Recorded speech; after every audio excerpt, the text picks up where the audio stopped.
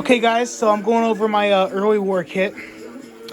Ignore the Farby music since this song's gonna come out until '67, I think.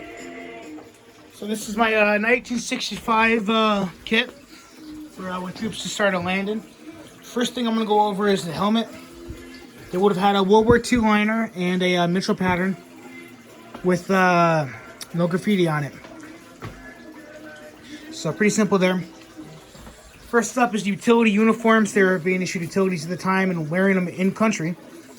But there is some field editing on there, so that was done in the field. So first up is the horizontal weave web belt. So this is more early war. These being issued before they started making the vertical weave. I'll do a separate video on that.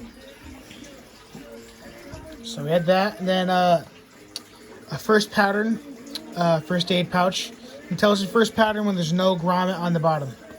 So no drain hole, no grommet. Next up are the ammo pouches. So the first pattern ammo pouches, in order to tell, is when you have a grommet by the pull tab and a steel plate up front. These are being issued before the second patterns when they got rid of the steel plate and got rid of the grommet. Good way to tell with any given war. Early war stuff is usually more intricate and more expensive to make. Look at Germans from World War II. I mean, their beginning was way more expensive than what they were being issued by the end of the war. It goes for any army. On this side is the same thing. There's a first pattern ammo pouch with a steel plate and a grommet. And first pattern suspenders.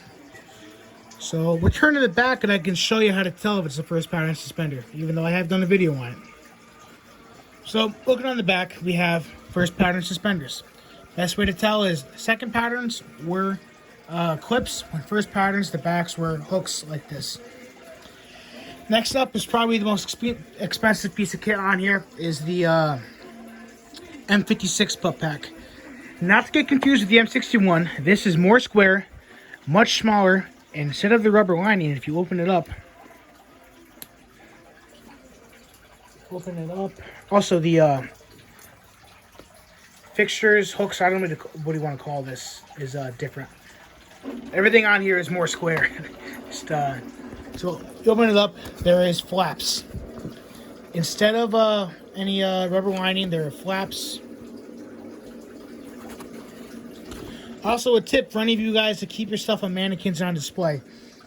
When your gear hangs, you know, that's the suspenders yanking up on the belt.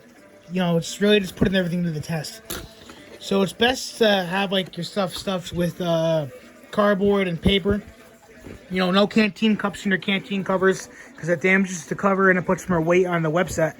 And when you get more weight on the webset, you know, it starts pulling more and, you know, those get out of place and... You know, it's still pretty old stuff, and it's original, so you guys should treat it the right way. You know, if you don't treat it the right way, you don't condition it, you don't clean it, same thing with leather.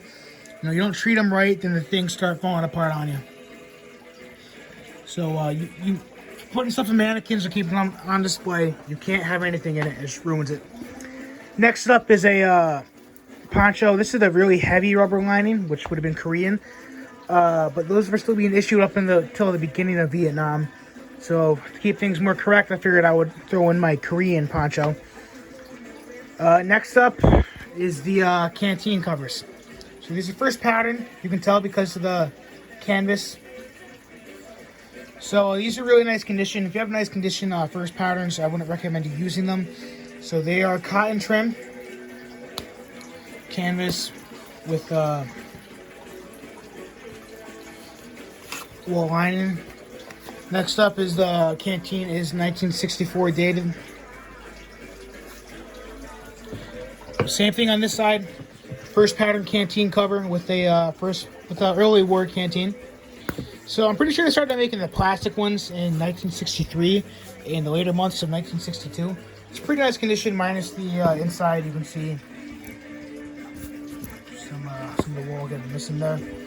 It's also 1964, but made by APC. Anyways, this is my early war gear. It's probably one of the more expensive impressions you can do, gear-wise, before everything will be looking nice. Especially with the M56 butt pack. Some of you might be saying early war they would have had the shovel. Also, field dressing was always down here, down there. I'm mean, sure some guys put them up here, but the manual said put them down here. And for you guys telling me I should have an E-tool on here, I should have an M51 E-tool with a M6 bayonet. And it should be right here.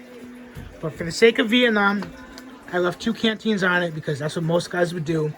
Just because the manual says you need a shovel doesn't mean guys would actually carry the shovel. Sure, you know, they could slap them on top of their butt pack, but I'm just making a basic kit here. And guys in the Nam would have 2 canteens, slap their E-tool on their back, on their pack instead. Any questions, please let me know, and thanks for watching. Peace.